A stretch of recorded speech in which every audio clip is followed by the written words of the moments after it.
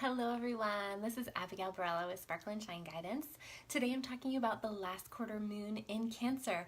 The moon is now officially in Cancer. It stays in a sign anywhere from 2 to 2.5 days, and right now the moon just moved into Cancer, and with the sun being in Libra, we have this last quarter moon that's actually going to be early tomorrow morning. Why this is important? Well, we look at the moon cycle. The moon cycles through, and we have the new moon and the full moon in a moon cycle, but we also have the first quarter moon and the last quarter moon. And the importance of these specific markers within the moon cycle is that it can show us our mood and our emotions and where we're seeking security. And with the last quarter moon, it tends to be where we're being shown where we need to do the last bit of purging. Now, why this is important is because you'll see in my title, Pluto has gone direct. Yesterday it went direct, and this is a really exciting and can be triggering time. You can see what's happening in our society right now, but this stuff is not new. This is just being uncovered, and that's what Pluto does. It unearths. A lot of people look at Pluto as being malefic or a negative influence in the chart. I don't believe there are any negative influences in a chart, and it's actually interesting to look at where Pluto is at the time you were born. So depending on what time of day you were born, because Pluto is a generational planet, and so it moves slower, 12 to 15 years. I look with all my numbers, like I think that's right. Now I have to look it up. But we want to look at how, where it is in your chart. Not so much what sign it's in, but which house it's in. And that's going to depend on what time of day you were born. Now I have to double check and make sure. 14 to 30? Jeez, I was totally off. Okay, so Pluto takes a little bit of time to move through the chart. And at the same time, depending on what time of day you were born, it will tell you which house it's in. And that's going to give you a lot of information. That is your natal Pluto. And then we have a transiting Pluto. And transiting Pluto right now is in Capricorn. And Capricorn, it's midway through Capricorn. So if you can look at your chart and look at where a midway point, about 18 degrees of Capricorn is in your chart, it's going to give you information about where you're uncovering and what kind of things are coming to the surface that are going to tie into what house your natal Pluto's in, okay? And so, okay, so this is really important. We're in an uncovering cycle with the moon. There's a lot getting kicked up collectively that we can talk about, but I'm going to try and stay with the astrology.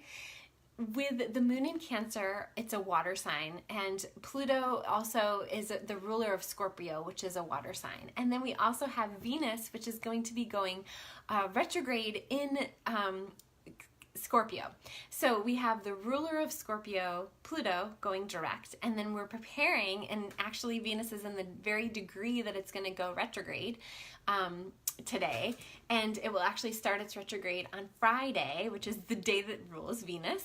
So all these things that are by chance aren't really by chance, and we really want to look at our own chart. And if you've never had a full chart reading, there's no better investment you can make in your self-development than getting your chart read. And I say the same thing about couples. There's no better investment into the building of your couple, the building of your relationship, than getting a chart reading. So if you haven't done that, you can book that at my website, abigailborello.com, or you can reach out to me through Messenger here, and I can send you the link. It's very helpful to know these things. And if you've already had your chart read, if you've had your chart read by me, typically I will send you an image of your chart so you have it. So just pull it up. You look for the glyph of Scorpio. If you're looking at Venus and Scorpio, you're going to want to look to what the symbol for Scorpio is, like an M with the tail facing out. It is represented that way because in the zodiac it is the sign of the other, and so it's interactions, it's interpersonal relationships, and it's kind of delving into all things that are socially, like sex, death, rebirth, transformation, alchemy, and this all has to do with other people. And so that's why we're also feeling a lot of push-pull and interesting energies with people in our lives, our close relationships, but also our outer relationships, our neighbors, our coworkers, the community at large, social media. Social media can be a mind fuck right now, and so it's really important if you're struggling to get off social media, if you need breaks, or to reach out individually to people that you know are going to be there for you, even if you still are on social media. So I would just recommend that. But the Venus retrograde is going to bring up all issues with giving and receiving, which is a lot about relationships. And then in Scorpio, it's about changes and alchemy to relationships. So this is a really important time frame that we're in. This last quarter moon that's going to be early tomorrow morning, it's important to look at your intentions that you had at the new moon, which was back, I don't have my calendar up. We're in a new month, and so I just changed my calendar, but it was back about, so damn it, I'm not going to look at it. Oh, I can look at it here. The new moon in Virgo, and we're going to have the new moon in Libra next week on the 8th, which is Monday. But right now, so then it must have been it must have been 3 weeks ago. So whenever 3 weeks ago, that was the new moon. And you want to look at your intentions around the Virgo new moon, if you set them. If you didn't, that's okay. But if you did, it's really helpful to look at what your intentions were. And this is the last little purge. And it's really interesting, right? This last little purge comes on the day after Pluto goes direct. And Pluto is the planet of purging.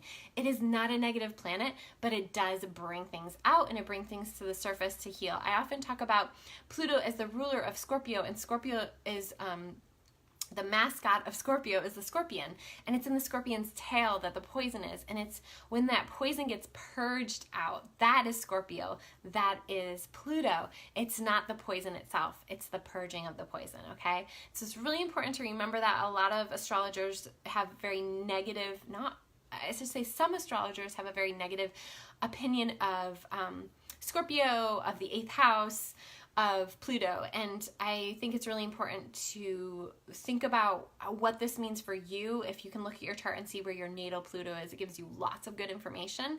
And again, it's a great thing to know moving into Pluto going direct, and then Venus also going retrograde, knowing where Scorpio is in your chart and what house and that kind of thing, okay? So if you guys have any questions, I'd love to hear them below. I want to make sure that you know if you're feeling just kind of foggy in your head and lots of emotions are coming up, it's really important to purge those out. Again, this is a time of purging. And so writing things out, speaking things out, even yelling if you need to, just moving the throat chakra in particular, but also moving your bodies, moving your energy is really important at this time.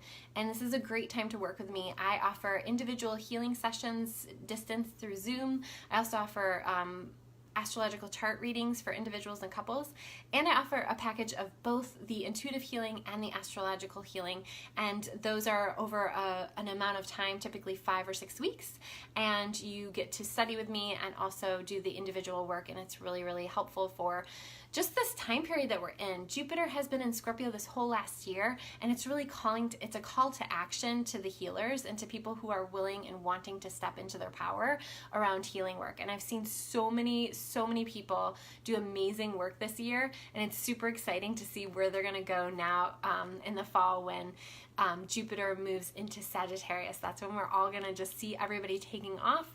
And so I wanted to keep with that excitement and keep with that empowerment.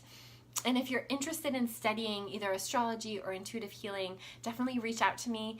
I have 2 different programs, and they both can help you get into more of your power and get into more of your alignment with your truth and your confidence.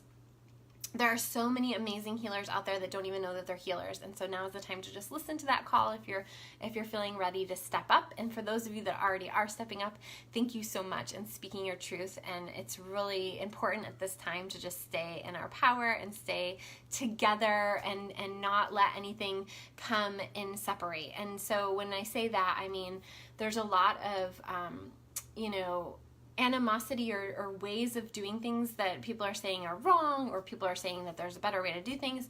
Also thinking about racial divides and economic divides, and really understanding that we're all wanting the best and that we're all here to do that work. So if you can take a minute today to process, to write, to clear things out, and then also to meditate and really hold space for this healing that we're all doing. We're all doing big work right now, and just, saying hello in your meditation to different people that you've seen step out into the light about their experiences with trauma, with their experiences of these things, especially if it's new for them. That is a really brave and bold thing to do, but there's also a lot of pressure around it. When people are saying, use your voice, tell your story, that's great if you're ready, but if you're not ready, do not feel pressure to tell your story. Do not feel pressure to say anything that's going to make you waver or make you stand on less solid ground, because you deserve to stand on solid ground no matter who you are.